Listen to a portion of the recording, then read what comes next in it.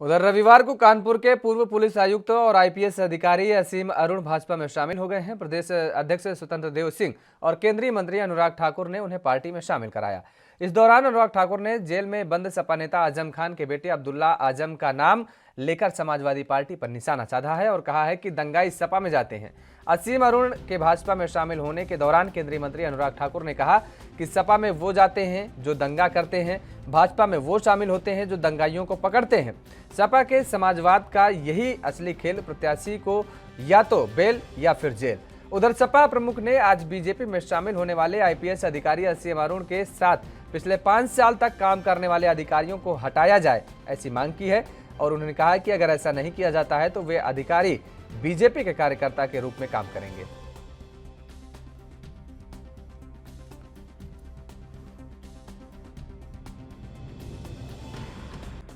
Samajwadi party में वो जाते हैं जो दंगा करते हैं, भारतीय जनता पार्टी में वो शामिल होते हैं जो दंगइयों को पकड़ते हैं। सपा के समाजवाद का असली खेल या तो प्रत्याशी को जेल या फिर बेल। और आप नाहिद हसन को देखेंगे जो उनका प्रत्याशी नंबर 1 है समाजवादी पार्टी का, वो जेल में है। उनका दूसरा एमएलए अब्दुल आजम वो बेल पर है। एक जेल में, एक बेल पर। सूची देखेंगे तो शुरुआत जेल वाले से होती है और अंत इनकी सूची का होगा तो बेल वाले पर होगा। ये जेल बेल का खेल, ये समाजवादी पार्टी का असली खेल। आज समाज के सामने, उत्तर प्रदेश के सामने स्पष्ट हुआ है कि भारतीय जनता पार्टी में साफ ईमानदार छवि के अधिकारी आ रहे हैं और समाजवादी पार्टी में दंगा करने वाले दंगई, कईयों के खून से रंगे हुए हाथ वैसे जा रहे हैं। उनकी सूची नंबर 1, मैं तो कहता हूं सीट नंबर 1 जो है वहां पर उनके प्रत्याशी कौन? नाहिद हसन। कौन? जिन्होंने कईयों के खिलाफ दंगा करने का, आपराधिक कई मुकदमे होने का, पलायन को मजबूर करने का, इनको संरक्षण देने का काम किया है। यही फर्क साफ है। भारतीय जनता पार्टी में ईमानदार छवि के अधिकारी तो वहां पर दंगई आते हैं, यहां बेदाग आते हैं, वहां दंगे करने वाले आते हैं। बहुत बहुत धन्यवाद।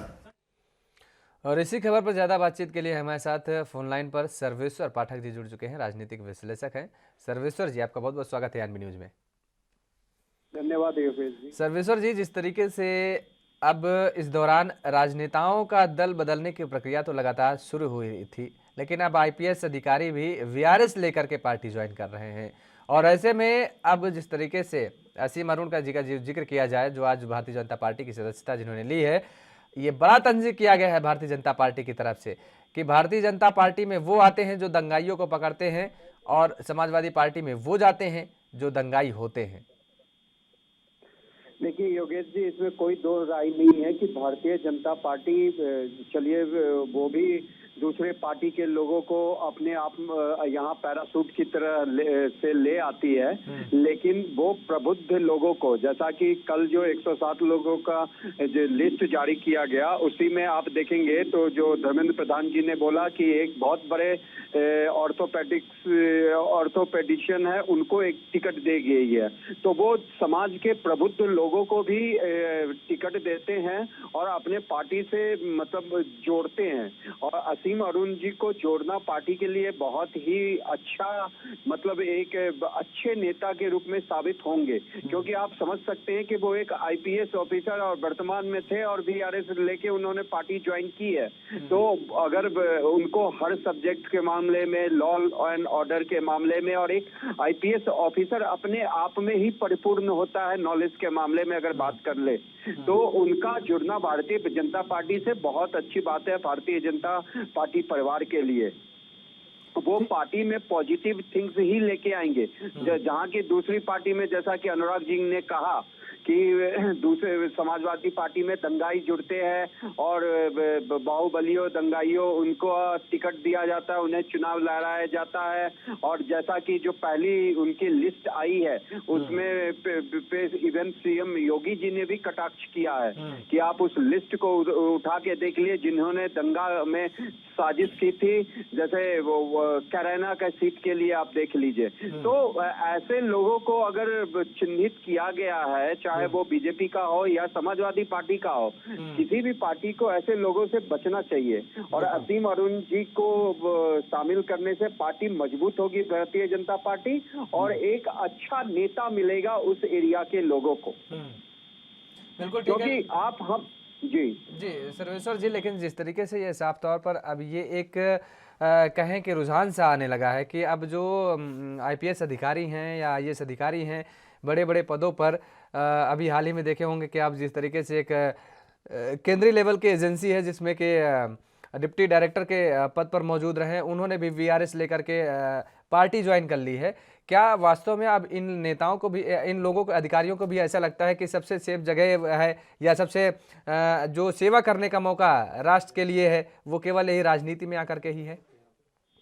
देखिए ये अच्छा है, मतलब मैं कह रहा हूँ ना कि अगर समाज के ऐसे पढ़े लिखे लोग राजनीति में शामिल हो, योगेश जी, तो आप अंदाजा लगा सकते हैं क्या होता है कि जितनी भी रीजनल पार्टियां होती हैं उनमें ऐसे नेता तमाम आपके दिखेंगे कि जो पढ़े लिखे नहीं होते हैं और फिर वही उटपटांग कामों में व्यस्त होते हैं, और वैसे नेता एक पार्टी छोड़ के दूसरे पार्टी में जाते हैं तो वो किसी भी पार्टी का हित नहीं होता है, चाहे वो बीजेपी ही शामिल करवा ले अभी बहुत सारे लोगों को।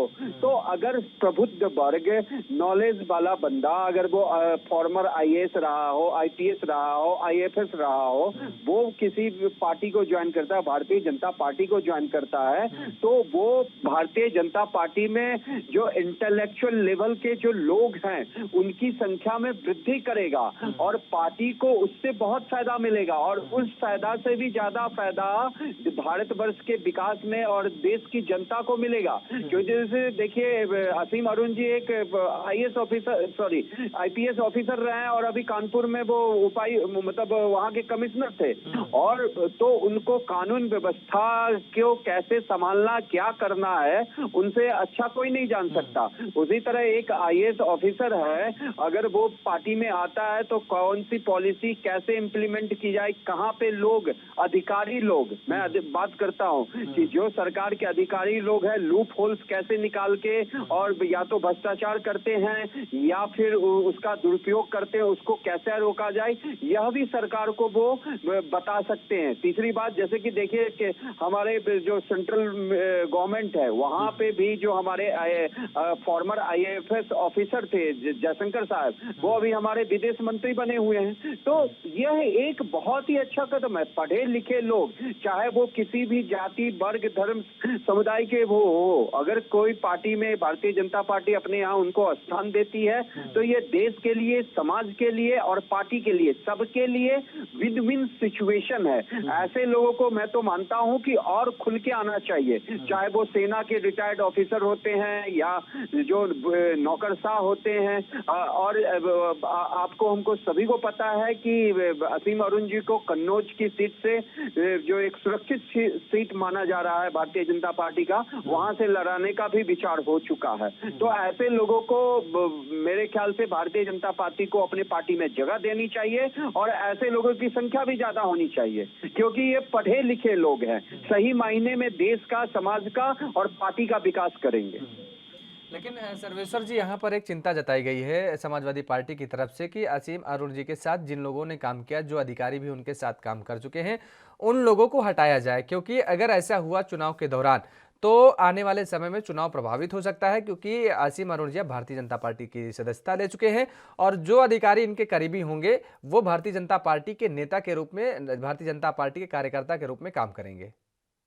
देखिए, ऐसे आरोप प्रत्यारोप अखिलेश यादव जी को अभी कुछ सूझ नहीं रहा है। उन्होंने सोचा कि हम बहुत बड़े मतलब खिलाड़ी बन गए, बीजेपी के 2-4 छुटवैये ही हम कहेंगे कि जो इस पार्टी से देख के उस पार्टी में अपनी पर्सनल महत्वाकांक्षा के भाग गए, और उसके बाद ऐसा आरोप लगाना, चुनाव आयोग वहां पे बैठा पड़ा है और आप ही खुद देखें कि वो किसी चीज को तो मानते नहीं है। इतनी बड़ी लिख दिया पीछे बैनर में वर्चुअल रैली, लेकिन हजारों की संख्या में बुला लिया। यह काम किसने किया? उन्होंने ही किया। अगर वो अपनी पार्टी के कैडर से एक बार बोल देते कि नहीं यहाँ पे भीड़ नहीं इकट्ठा होना है, तो क्या भीड़ आती?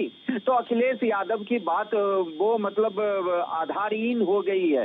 वो पूरी तरीके से बौखला गए हैं। उनको समझ में नहीं आ रहा है कि किस करवट कैसे काम किया जाए। अगर वो आईपीएस ऑफिसर हैं तो उन्होंने तो अपने कार्यकाल में छोटे बड़े हर मतलब अगर वो पहले कानपुर में पोस्टेड थे, उससे पहले और कहीं पोस्टेड होंगे, तो हर एरिया में उनके जानकार के लोग होंगे।